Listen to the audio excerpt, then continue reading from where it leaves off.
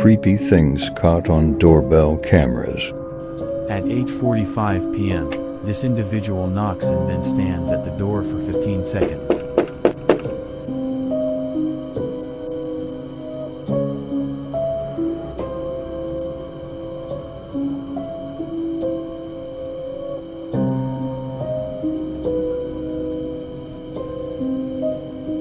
Afterward, you can see him wiping his fingerprints off with his sleeve.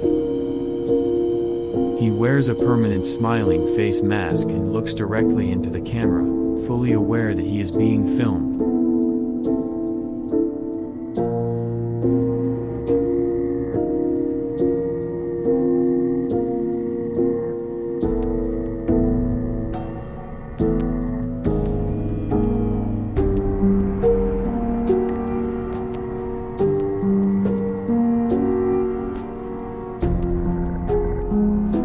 Check out this man, trying to get into a random house.